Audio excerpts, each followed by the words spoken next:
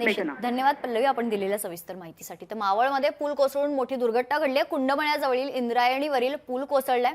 20 ते 25 जण वाहून गेल्याची माहिती आहे. एनडीआरएफची टीम घटनास्थळी दाखल झाली आहे. रविवार असल्यानं मोठ्या संख्येने पर्यटक या पुलावर उपस्थित होते.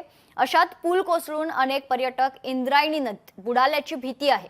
घटनेची माहिती मिळाल्यानंतर स्थानिक पोलीस, ग्रामस्थ आणि आपदा मित्र यांनी घटनास्थळी धाव घेतली असून बचाव कार्य सुरू करण्यात आलेलं आहे. पुन्हा एकदा आपले प्रतिनिधी अमोल धर्माधिकारी आपल्या सोबत जोडले गेलेले आहेत. अमोल, माझा आवाज आपल्यापर्यंत पोहोचतोय?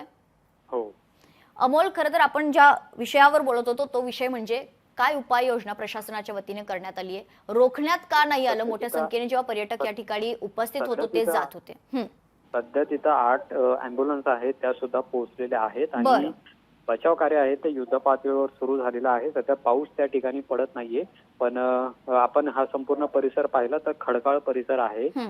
तिथं अँब्युलन्स पोहोचणं हे जरासं काही अवघड होते. त्यामुळे जे काही मृतदेह किंवा जे काही जखमी पर्यटक त्या ठिकाणी येत आहेत त्यांना स्थानिक गावकरी आणि आपदा बचाव कार्याचे जे कर्मचारी आहेत यांच्याकडनं त्यांना उचलून नेलं जाते आणि अँब्युलन्समध्ये त्यांना तिथं पाठवण्यात येते. पण हा संपूर्ण खडकाळ भाग असल्यामुळे तिथं सुद्धा बचाव कार्याला काहीशी अडथळे येत आहेत. पण सध्या तिथं अँब्युलन्स सुद्धा पोहोचलेल्या आहेत आणि बचाव कार्य आहे ते युद्ध पातळीवर सुरू झालेलं आहे. संपूर्ण हा जो पूल आहे तो अर्धा या ठिकाणी कोसळलेला आहे आणि त्यामुळं आता नेमक्या याच्यामध्ये किती जण पडलेले आहेत, किती जण जखमी झालेले आहेत याचा अधिकृत आकडा हा समोर आलेला नाहीये. पण मोठी दुर्घटना आहे ती मात्र या ठिकाणी घडलेली पाहायला मिळते आणि त्यामुळेच आता बचाव कार्य आहे ते सुद्धा सुरू झालेलं आहे.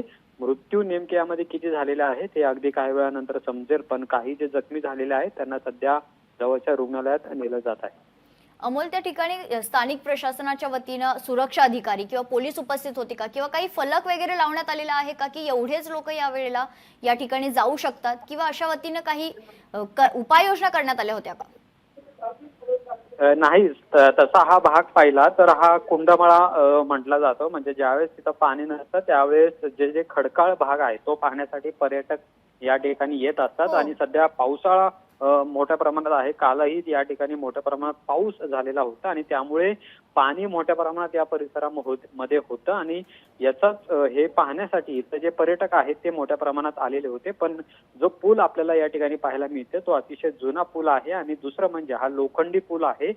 फक्त दुचाकीच त्यावरून जाते अशा पद्धतीचा हा पूल आहे. मात्र तिथं मोठ्या प्रमाणात गर्दी झाली असावी पुलावर आणि त्यामुळे हा पूल कोसळला असल्याची प्राथमिक माहिती आहे ती सध्या समोर आली.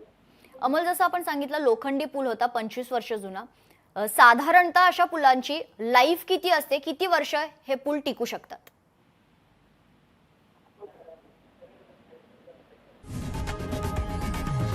लोकशाही मराठी ऐका, पहा, जागरूक रहा.